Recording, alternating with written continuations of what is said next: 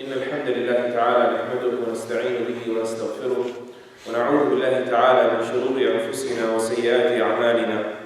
من يهده الله تعالى فلا مضل له ومن يضلل فلا هادي له، وأشهد أن لا إله إلا الله وحده لا شريك له، وأشهد أن محمدا عبده ونبيه ورسوله، وأن أصدق الحديث كتاب الله تعالى، وخير الهدي هدي محمد صلى الله عليه وسلم، وشر الأمور محدثاتها، وكل محدثة بدعة، وكل بدعة ضلالة، وكل ضلالة في النار. All praise and glory belongs to Allah. We thank Him and we seek His help and His guidance and His pleasure and His forgiveness. And we seek protection with Allah from the evil whispers of our souls and the evil consequences of our actions that result of those whispers. For whomever Allah guides, no one can lead astray, and whomever Allah leads without guidance, none can guide them. And we testify that no one is worthy of worship but Allah alone, without any partners, the true Supreme King, and that the Prophet Mohammad sallallahu alayhi wa sallam was His servant and His Prophet and His Messenger. And the truest of words, the words of Allah, the great glorious Quran, and the best of guidance, the Sunnah, the example of our Prophet Muhammad sallallahu alayhi wa sallam, and the most dangerous of matters, the newly added matters into the religion, for every single one of them is a league astray that only leads to the fire. O people of Iman, have the taqwa of Allah as it is His do right. And do not leave this world, do not get caught off guard by death, except in a state of complete and total, willing, peaceful, loving surrender to Allah, a state of Islam. To begin, it is the central theme of our religion, and of the most importantly necessary, foundational pads of our religion that our religion is built on or launches from. It's the launch pad for our surrender. And perhaps it wouldn't be an exaggeration to say a grossly neglected part of our religion. And that is learning to love Allah subhanahu wa ta'ala correctly. Many a times, if you ask, forget those outside of Islam that have not looked into the Quran, but the Muslims themselves, after generation and generation come, that are in reality quite distant from their book, they begin developing this image of their Lord in their minds and hearts that has been polluted by the whispers of shaitan and the creativity of man and his myths and his legends all throughout human history. But the heart of our deen, the crux of our religion, above everything else, above fear and hope and all of that, is to love your Creator, to adore Him. You know, many a times I think of Abu Qulab al-Jurmi, rahimahullah. Ibn Hibban, he narrates in his book Al-Thiqat on behalf of Abdullah ibn Muhammad, who says, when I was riding on the outskirts of Egypt, I found a run-down hut. And I said, who in the world lives in the middle of nowhere here? So I stopped there. And I heard a humming, a hymning, a murmuring. And when I entered, I found a man, a sight I thought I would never see. A man that had neither arms nor legs. And I found out that he was blind and he was hard of hearing. And I heard him saying words that bewildered me. I heard him saying, Alhamdulillah, all praise belongs to Allah. Thank you, O Allah. Allahumma awzi'ni an ashkura ni'matak. Oh Allah, give me a chance to thank your blessings over me. وَأَنْ فَضَّلْتَنِي عَلَى كَثِيرٍ مِّمَّنْ خَلَقْتَ تَفْضِيلًا, and that you preferred me over so many of those that you've created. What? So I asked him, how can you say this? What are you saying? What makes you say that? He said, I swear by Allah, if Allah were to send the skies down on me to crash and destroy me, to annihilate me, and to send the oceans against me to drown me, and send fire against me to incinerate me, to burn me, I would do nothing but thank Him. He said, for what? I don't get it. He said that He gave me a heart and a tongue that could remember Him and could thank Him. He said, but if you wish to help me, I have a son. And this son of mine, I haven't seen him for days. And without him, I cannot make wudu, and I can't fetch my own food and drink. So can you find him for me? I said, of course, and I walked out, and when I got around the hills, I found a pack of animals, lions or wolves or otherwise, eating away at a human being, what remained of the body of a human being. So I realized this must be his son, no one else lives here. And then I walked back to him thinking, how do I bring bad news to somebody like this? And then Allah inspired me. I remembered the story of the Prophet Ayyub alayhi salam. The story we're told in the Quran. And so I entered upon him and I said, listen, do you know the Prophet of Allah Ayyub? He said, of course. He said, when Allah tested him in his health, what did he do? He said he was patient. He said, when Allah tested him in his family, what did he do? He said he was patient. And when Allah tested him in his wealth, what did he do? He said he was patient. But why are you asking me about Ayyub alayhi salam? I need to make wudu, I need to pray. What's this about? He said, know that Allah has tried you the way He has tried His Prophet Ayyub. Your son's not coming back. And he says, so the man said in an instant, Alhamdulillah alladhi lam yubqi min dhurriyyati man ya'sihi fayudkhiluhu an-nar. Thank you, O Allah, that you did not leave off any of my children to reach an age where they would disobey you and as a result enter the hellfire. And then he got choked up, emotion overtook him and he died. Abdullah bin Mohammad narrates, I didn't know what to do, like how do you wash, how do you prepare a person like this? So I left the hut, I left the tent to check, to see what is happening here. Where can I, find help? Is there a city around? Till I found 3 riders off the distance. I waved them down and I brought them. I told them the story. They entered the hut with me. They uncovered his face and immediately they fell on his body and they began to kiss his hands and his face and his head. I said, you know this man? They said, you don't know this man? He said, who is this? They said, this is Abu Qulaba. Abu Qulaba al-Jurmi. This is the student of Ibn Abbas. The student of the Prophet ﷺ, this is his student, who ran away from the government because he feared the trial of being the judge. So he ran away from the judiciary, ran away from the position, fearing the responsibility. He says, so we prepared him, we washed him, we prayed on him, we buried him, and we moved on.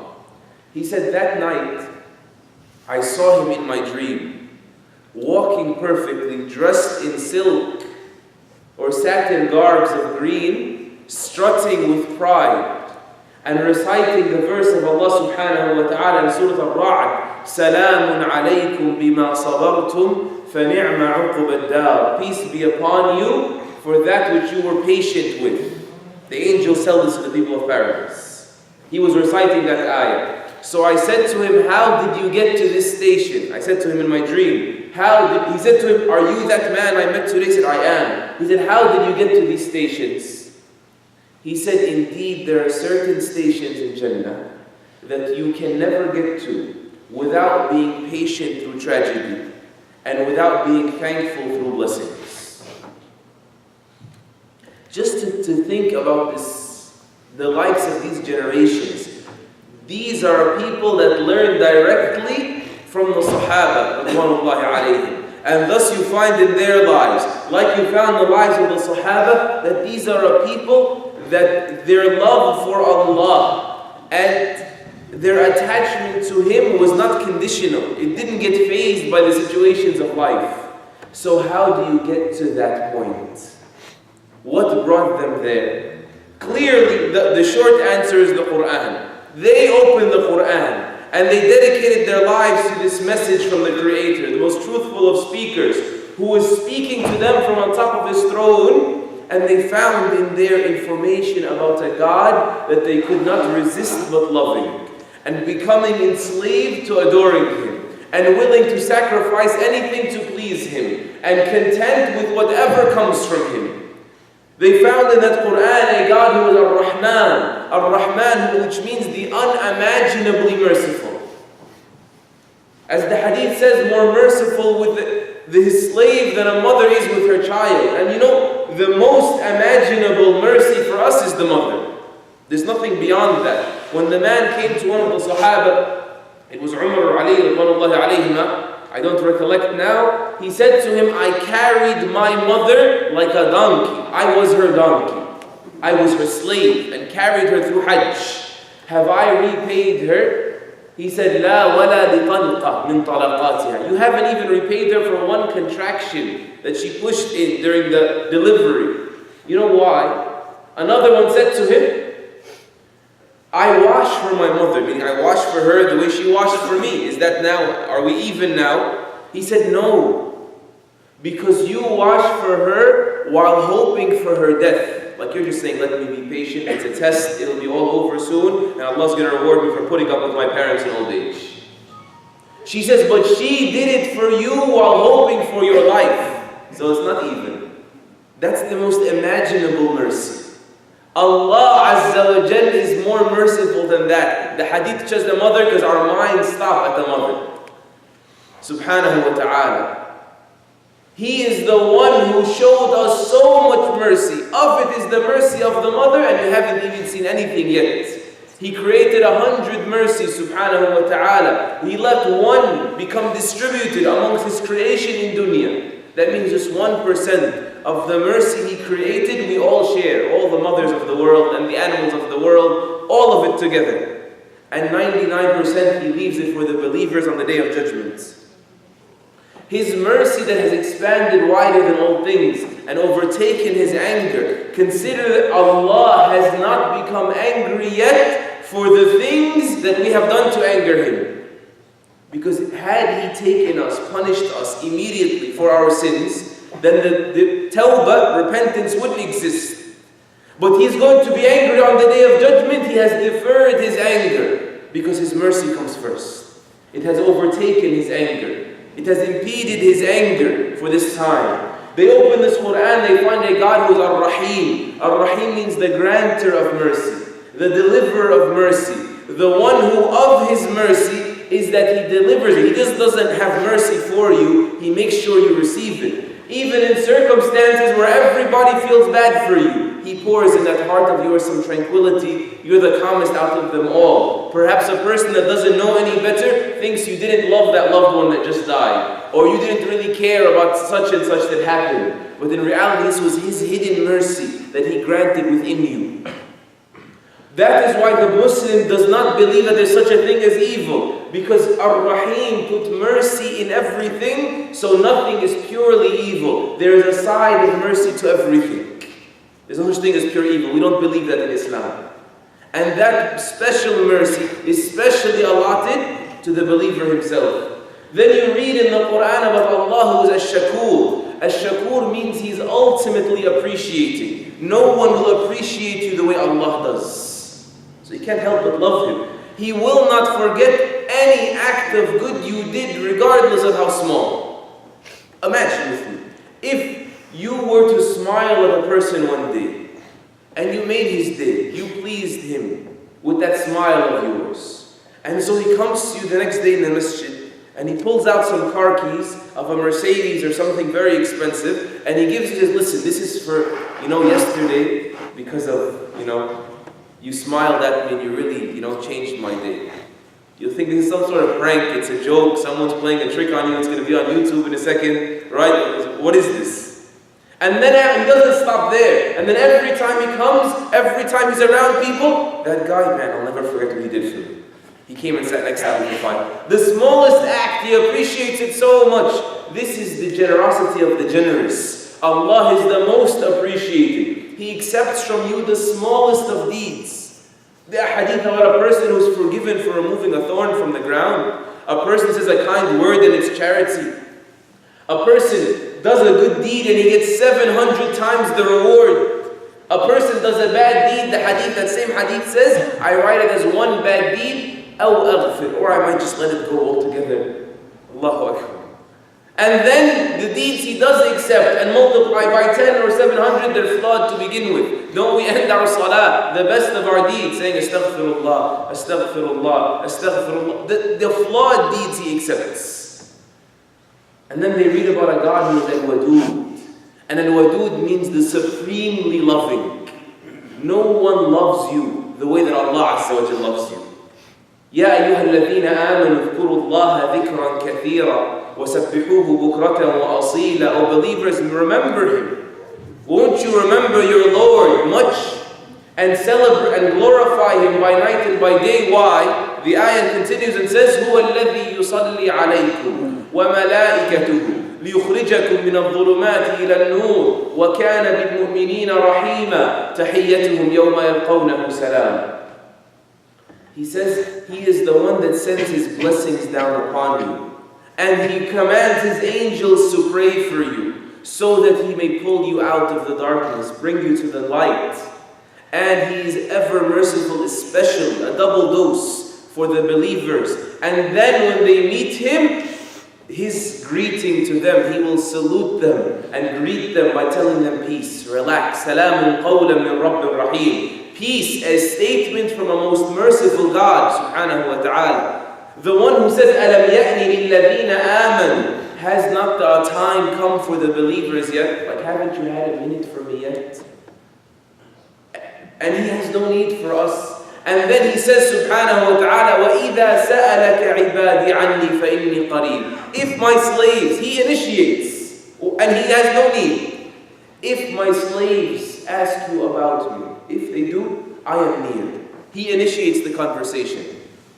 قُلْ يَا عِبَادِيَ الَّذِينَ أَسْرَفُوا عَلَى أَنفُسِهِمْ لَا تَقْنَطُوا مِنْ رَحْمَةِ اللَّهِ. Oh, my slaves who crossed every limit against themselves, even the sinful, don't worry, you're still my slave. This is a loving God.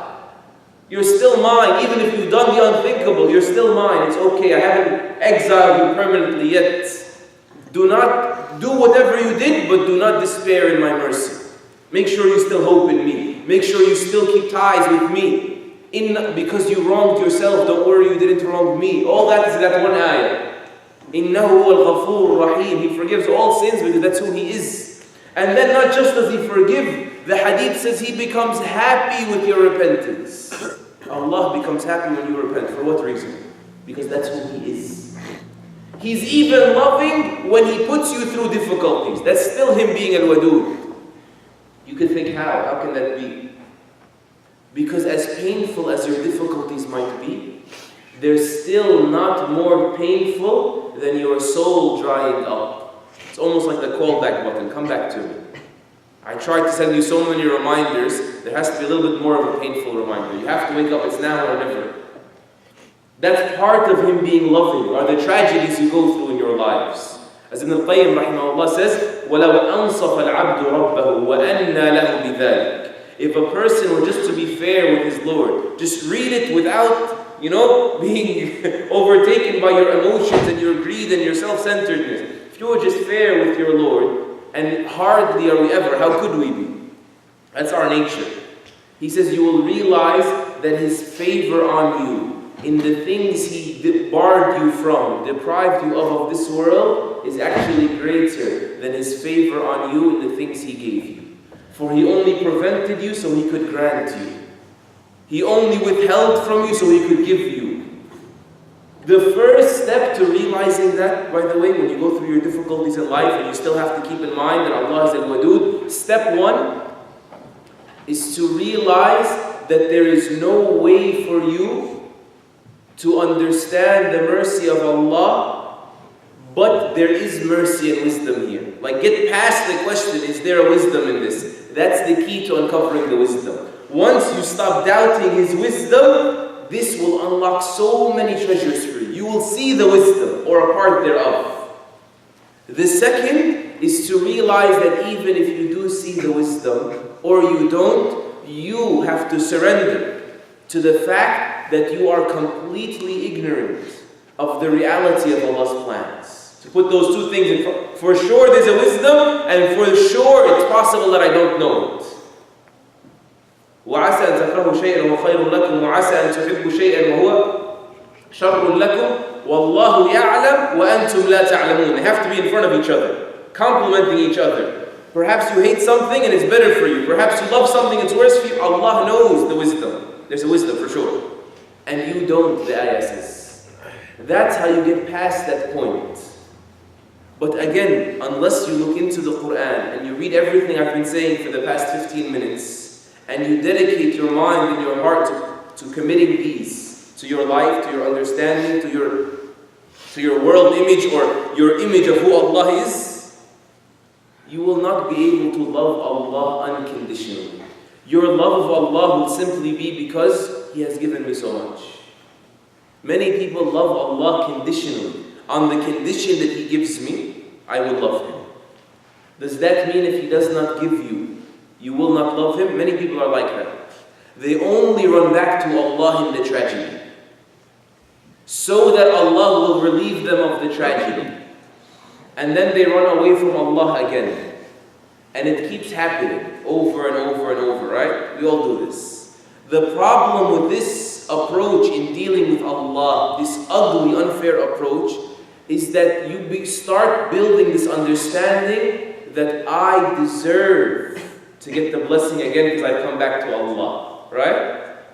Only when I come back, Allah gives me my job again. When I come back, my problems get removed. But what if you come back and your problems don't get removed? Are you going to give up on Allah? Many people are like that. Why? Because you began thinking, number one, that you are entitled to this blessing.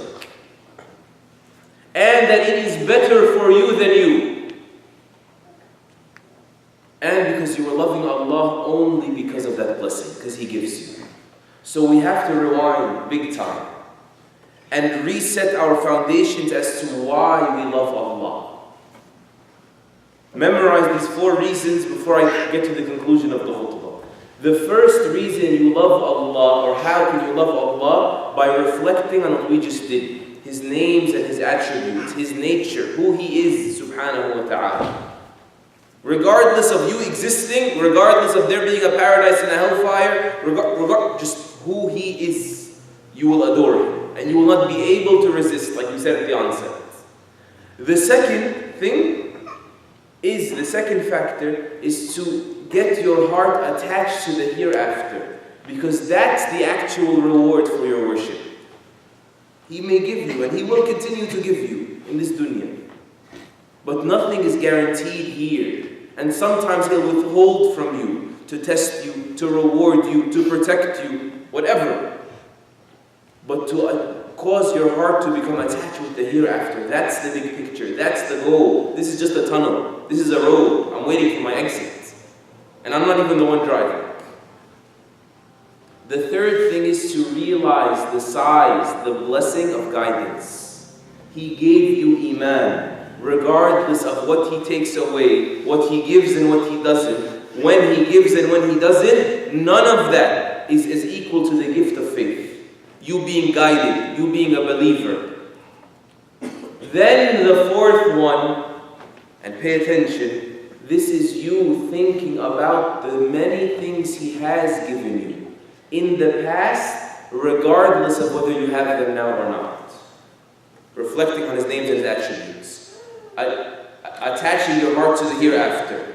Realizing the favor of guidance and realizing how much He has already given you, irrespective of your current circumstances. And when you do that, you will not be able except to love Him.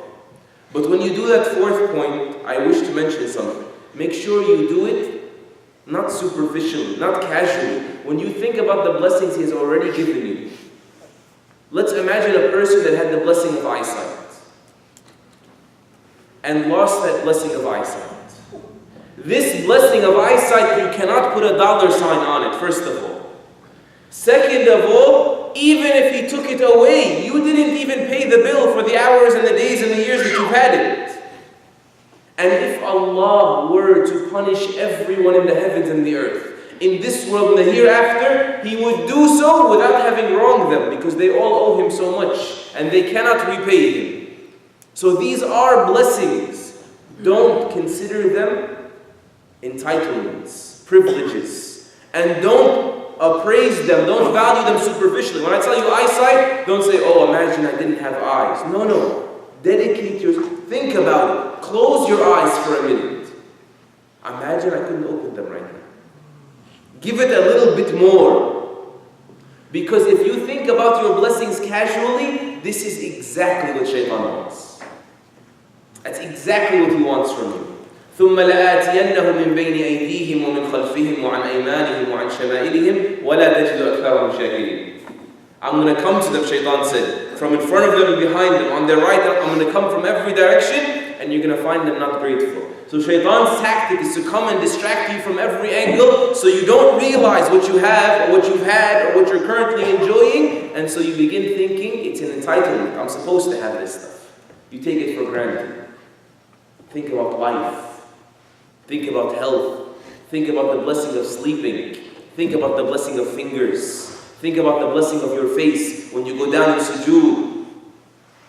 And then you say, سَجْدَ وَجْهِي لِلَّذِي خَلَقَهُ وَصَوَّرَهُ وَشَقَّ سَمْعَهُ وَبَصَرَهُ تَبَارَكَ اللَّهُ أَحْسَنُ الْخَالِقِينَ. The Prophet ﷺ taught us, saying sujood, my face has prostrated to the one who created it and instilled in it, opened up for me eyes in this face and hearing. Blessed is Allah, the best of creators, you're supposed to say. Don't say that without deep thought. Don't make it in a mechanical motion. That's of the ways to teach your heart to love Allah unconditionally. أقول قولي هذا وأستغفر الله لي ولكم.